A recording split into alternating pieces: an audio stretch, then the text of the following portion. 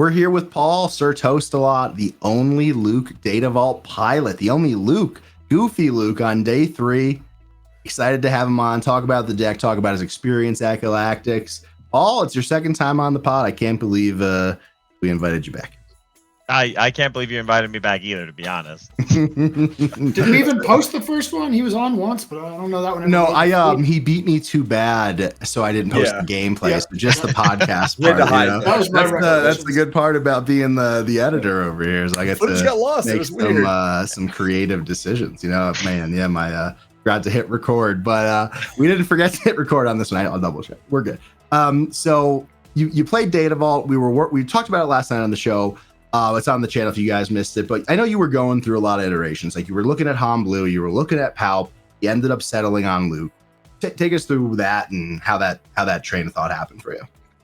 A lot of it came down to I found when I was playing Han 2 on Petronaki, I wasn't having fun with the game. I brought it to weeklies a couple times to practice it in person. Mm-hmm. Still not having fun with it. So I was like, you know what? I'm gonna go and have fun. I'm going to bring a deck that I think is a lot of fun to play.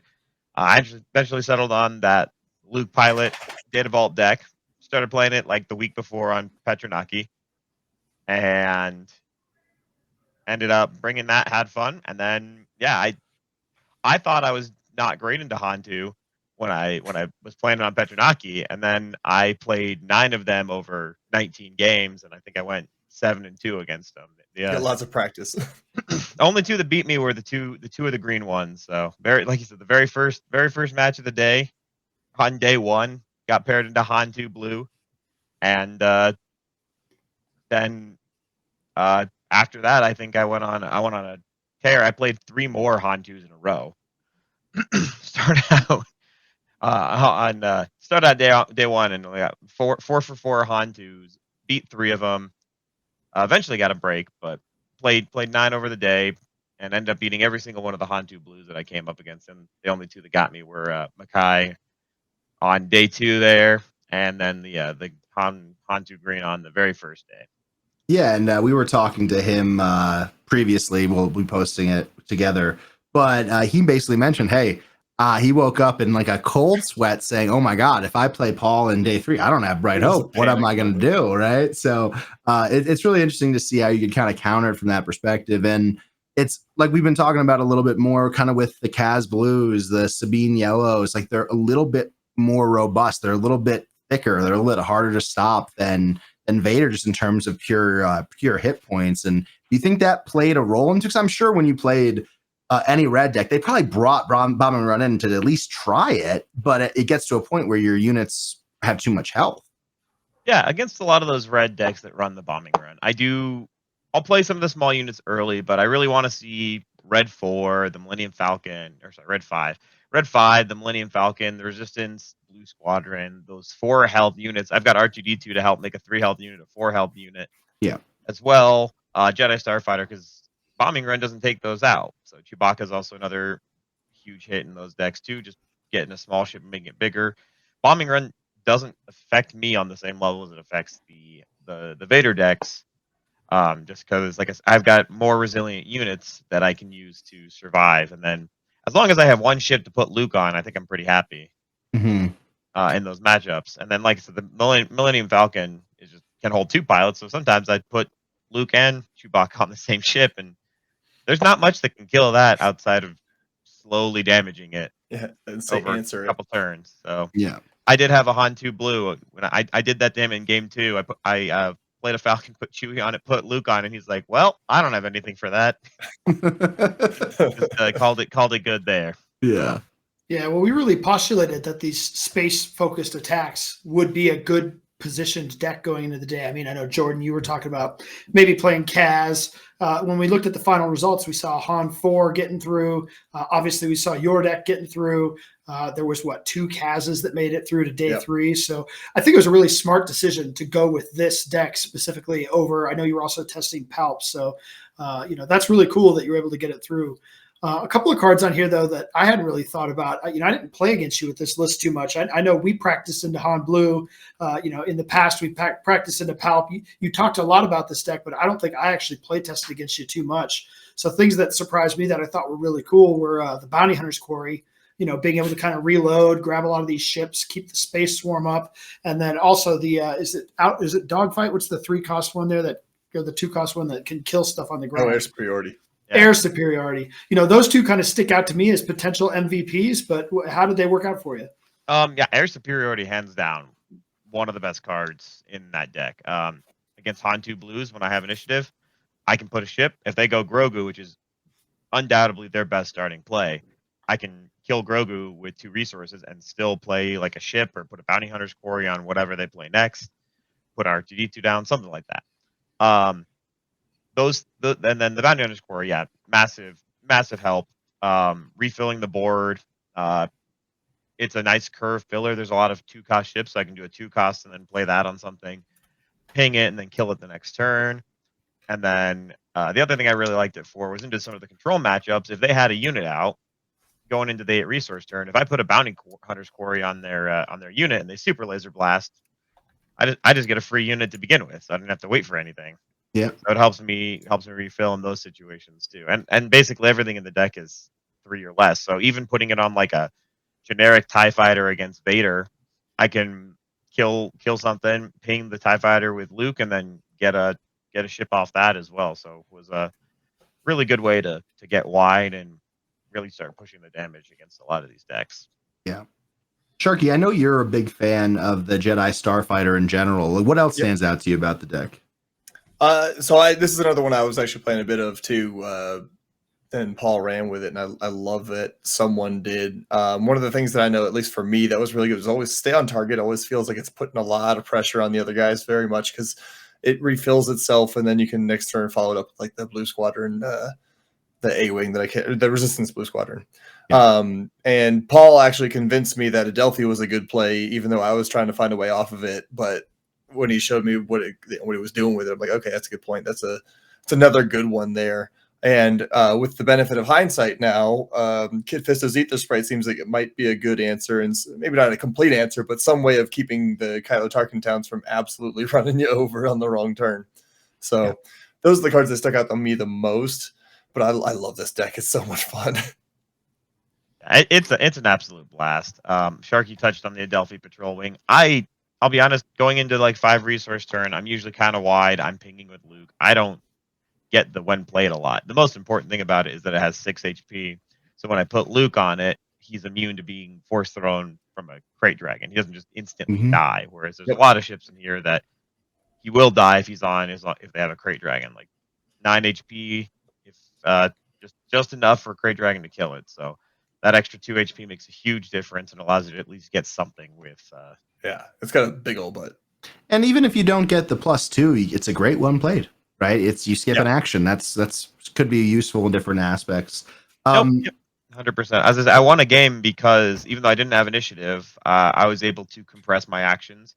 So I got 4 damage. I had Sabine's tie out. I played the Adelphi, turned it into 4 damage, and now I had 2 ships out, and they have no way to kill both of them in one turn. So no matter what I do, I can claim and kill them with that 4 extra. 4 damage the next turn. So the action compression was huge there. I know we touched on it already also, but the BHQs I don't think were in when I was playing with it, and I love that addition to the deck. That was like a last week adjustment. Picked it up from somebody in one of the KTOD deck threads. They had it in there, and I tried it. And I'm like, this is fantastic. And we'll hit on that a little bit later as we get to the judging portion of the program, as we're want to do here, but.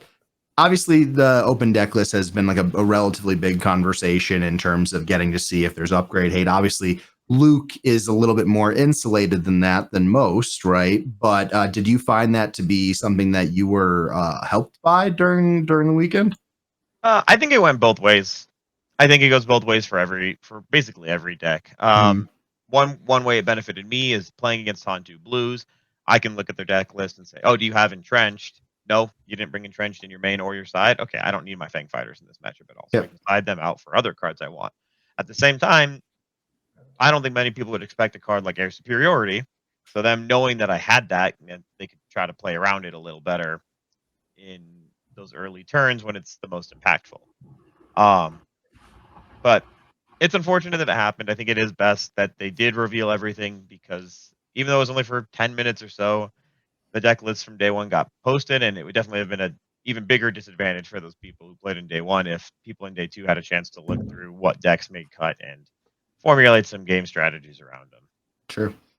So, did you already have a Luke showcase? Now you got 2 of them, right? So they did honor the system. If you made top 64 the top of each leader, and since you were the only one, you got another one, right? I did, yeah. I did have one, and I actually have. This is the one that I got right here The reason we From- call him from Goofy Jonah Luke, here. look at that face. Mhm. You got to play with the one you won, right? That other one's Absolutely. retired. The other one's gone. It's going somewhere else. This is the one that I earned, so this is one I'll use. Yeah, you'll get a nice, probably like what, 27, 29 bucks out of it, or Something like that.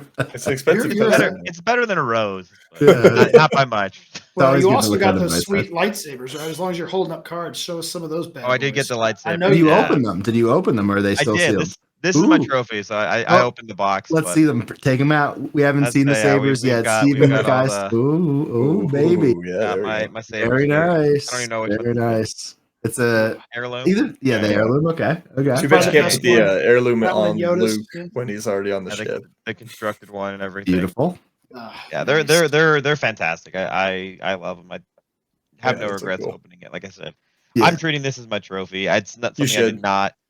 did not remotely expect to get to be honest. I was happy making day 2 if I made day 2, and then I made day 3, and I'm like, oh, this is unexpected. Awesome. Yeah, there's That's look at awesome. the- Ooh, that one's awesome. Yeah. Yeah, without this, it's easier to tell without the sleeves on, but So, they're super cool. obviously, Data Vault lets you really experiment with a lot of cards, especially in testing when you have more room to put them in. Would you change anything? And moving forward, did you learn any lessons about cards you thought maybe were better or worse than you expected? One of the cards I probably would take out at this point. I think I would take out the Podamerons. Okay. They can Oh, be yeah. helpful. I put them in because with the Falcon in there, putting 2 pilots on it and having them answer that could be good. But he's not a card I played a lot. For 4 resources, he's good a little bit in the control matchups to kind of go a little wider, but without that ability to play him for 3 and then move him to space with it like Han 2 has. Mhm. He's a very fair card at 4 resources, and I think there's a lot of other things I'd rather do on the 4 resource turn. I think I'd rather play a 3 cost and a 1 cost, or 2 costs, or the resistance blue squadron, something to help me take board control rather than push damage. Because one thing that I found that this deck did exceptionally well was I could really interact with the ground between open fire and the blue squadron, Luke pings, red 5's on attack ability, hot shot maneuver, which you haven't talked about yet, air superiority. All those abilities allowed me to interact with the ground a lot and shut down people's force units. Like I did it against Makai, where I killed his only force unit, and then he force thermed me again, and he couldn't do any damage because I had killed all his force units. Against Han 2s, when they play a damaged unit, red 5 interacts and kills them. Yep. Between the red 5 ping and the Luke ping, it just allowed me to really control the ground. Hot shot maneuver with when you use that, it's 2 additional damage to something. So against like the Vader yellow decks, it's easier to kill 2 ships at the same time. And Han likes to leave a lot of units with 2 HP left too. So even if they try to go wide, you have a pretty good way to clear up the board. With Luke, if Luke's on red 5 and you have hot shot maneuver, you can kill a 7 health leader. It's basically an underwhelming barrage, but for Luke, Yeah, or for this color instead of Yeah. yellow villainy. Yeah, it's fantastic. And like that's why I'm playing cards. Like some people might wonder why the Gray Squadron Y-wing. It's not that great of a card, but if they ping 2 damage on something, Luke can usually finish it off, so they're less tempted to do that, and it goes on base anyways. If with hotshot maneuver too, you get to add that, you have that on attack trigger. So having these on attack triggers really mattered for with Yeah, there's a whole lot of those too. So, were those like the MVPs for you? Or were those the ones that you were pumped to see in your hand every day? I mean, I think for me, salvage probably plays a huge role, especially in certain matchups, being able to recycle, whether it's blue leader or something else that you just like need to play a specific role. What else stood out to you over the weekend?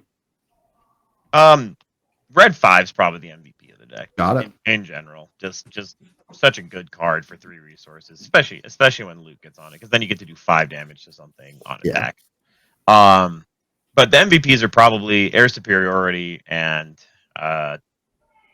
probably Air Superiority. That's probably the most impactful card in the deck. Yeah, and I don't think that many people would look at this list and say that. So that's always a really interesting nugget to hear. Yeah, I like just making sure you can clear the early stuff that they play or interact with the ground is really important when you have an all space deck, because ground Mhm. units tend to be better than space units for damage and on attack abilities. So if they play like a Yaddle and an Ezra and a Kiadi-Mundi, you need to be able to kill Yaddle so that you're not getting 3 extra damage removed from their base every turn and keeping stuff clear. Yeah. Salvage was huge with the force throw. That's 90% of the reason why it's in.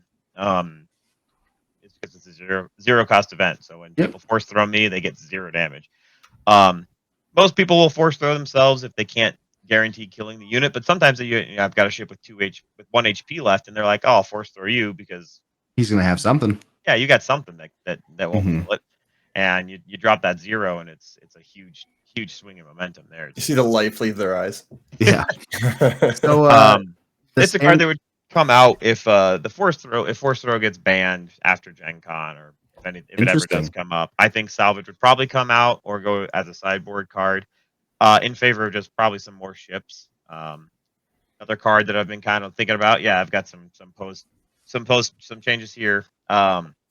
Timely Intervention is a card I wish I'd had in a couple of the matchups. Mostly when I'm going against the other space aggro decks. Like I did lose to Kaz Tarkentown Mhm. in day 3, and that was one that if I'd had Timely Intervention, I think I could have restabilized the board pretty easily. Daring Raid, I thought I'll bring in for the Kylo with the Kylo Surgeons of Kylo Tarkentown. Being able to kill Migs turn 1 seems really important. So Daring Raid is Mhm. probably a card I would love to have there. Yeah, when you mentioned that Kaz Tarkentown match to me, it really stood out as like you don't really have a lot of units that can survive the fireball while killing it, right? So I wonder. Obviously, Kaz is Any. fixture in the menu in the meta. Well, no, the one you have that would work would be the Starfighter.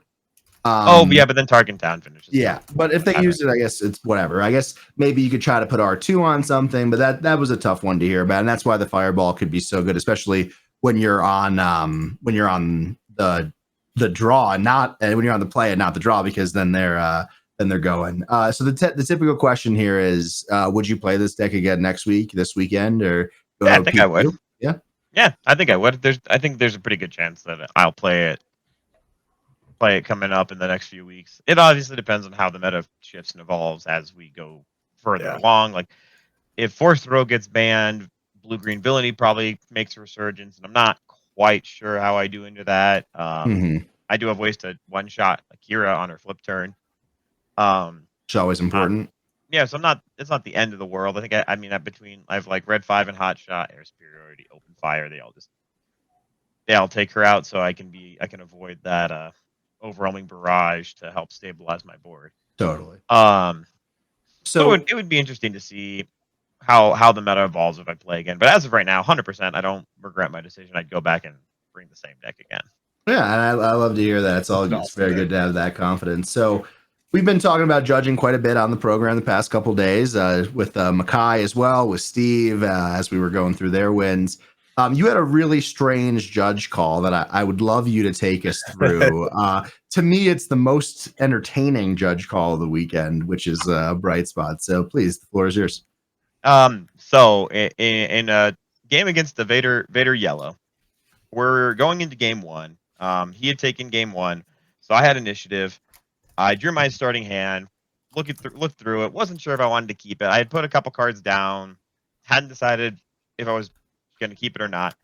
He says again, I'm going to say I'm going to mulligan too. So I pick up my cards, put in my deck, and he goes, "Wait, hold on a second. Like you've already said that you're keeping because you put your cards down."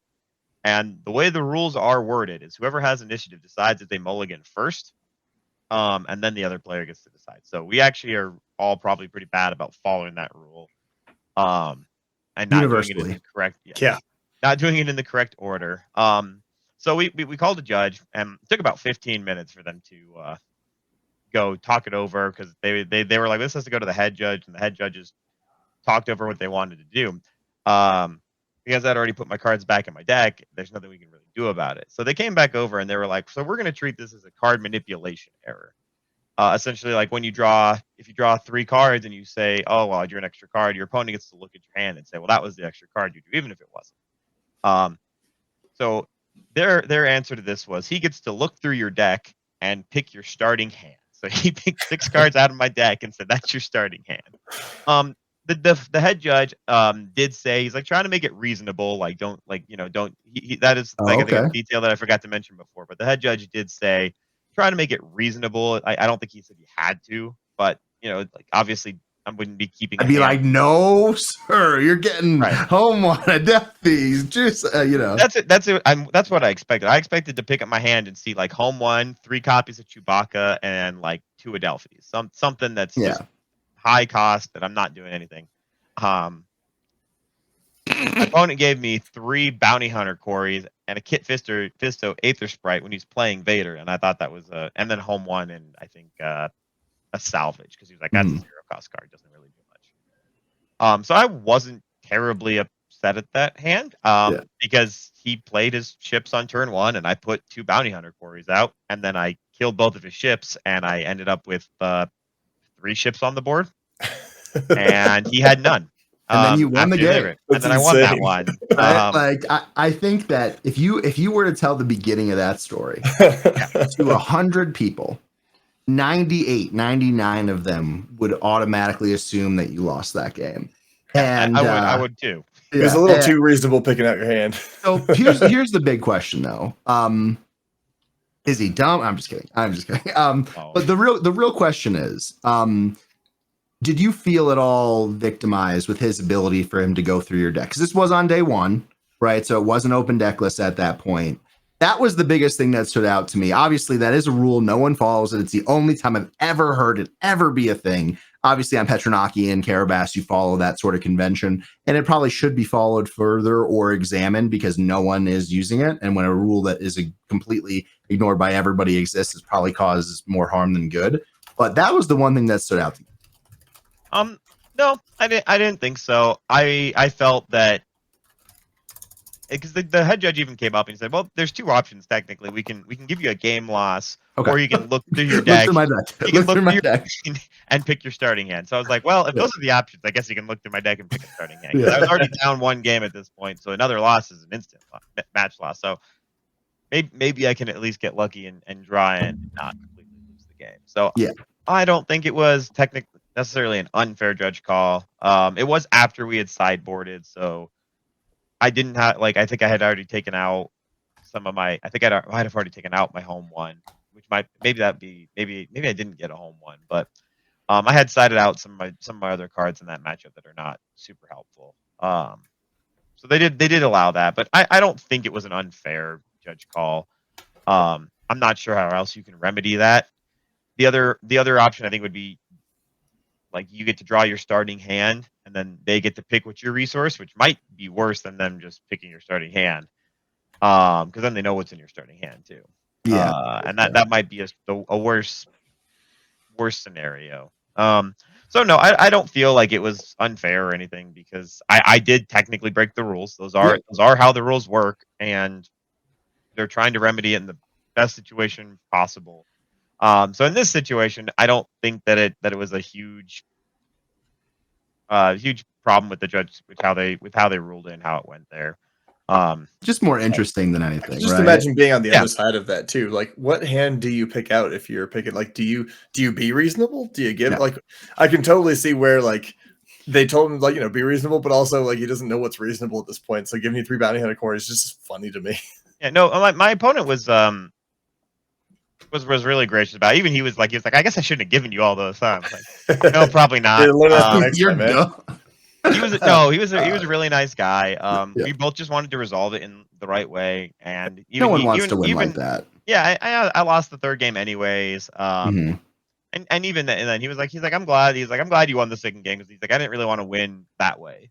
He's like he didn't want to win just because of that's good interaction, a technicality. So and it is just I do think that's a rule that probably should be looked at because no one follows it, and it is a rule. Everybody knows it's a rule, but no one does it, and we'll see how that goes. So, all right, Paul. Final notes on the weekend. You have a good time. Obviously, you went there with your lovely wife. You went to the Backstreet Boys. So, was that the highlight, or was making day 3? And be careful, she might listen to the podcast. She probably won't, but she might. I had so much adrenaline from those 3 days that everything was a lot of fun. Like I don't think there was anything going on. Like making day 2 from day 1. We're going to the last round and it's like 7:20, and I'm like, concert starts at 8. Thankfully, it's at the Sphere, which is next door, but I had to go back to my hotel room and change into a white shirt because that's what we're supposed to do for the Backstreet Boys concert. Mm-hmm.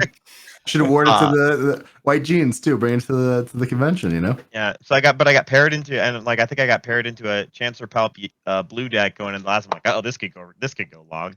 So I'm like, all right, we're going. So, but yeah. I finished, and I like went over to the prize to the main event where they were recording wins and stuff, and I asked them, I'm like, hey, can we pick up our prizes for tomorrow? Because I have somewhere I need to be, and it was like 7:45 at this point.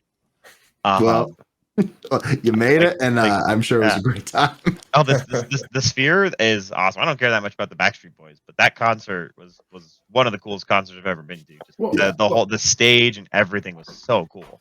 Don't you besmirch the Backstreet Boys. Take that back. I'm telling you, I saw a movie there, and it was amazing. I couldn't stop talking about it for days. But I know you'll be talking about this one for a while. Remember the time that I took Luke Data Vault to day 3, and Paul, we got it. Well, really appreciate you taking the time with us. Obviously, you've been on the pod before. We'll have you back and do some gameplay that may or may not see the airwaves this next time. But always appreciate you. You did a great job, and you represented the team in a major way. So kudos to you, and excited to see more growth and more wins in the future. So for Paul, for everybody, thanks for coming in, and we'll talk to you soon. Bye. Congratulations, Paul. Right, thanks. And yeah, I was gonna say I couldn't do it without the rest of the team too. Like all the practice games, all the talking over. Even though like I think when we posted in our Discord, we called it Goofy Luke Data Vault deck. That's what that's kind of what it was when we first started it. But like it was a huge help just having all the practice leading up to the Worlds, and massive effort from our team, and honestly really proud. We had 11 people play day 1.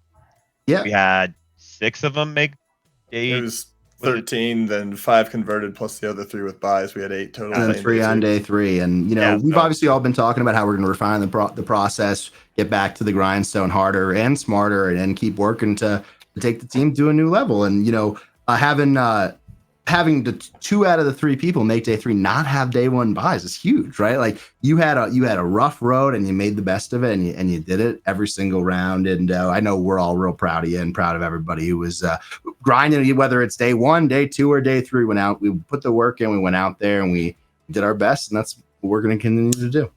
Absolutely. All right. Well, until next time, guys. Talk soon.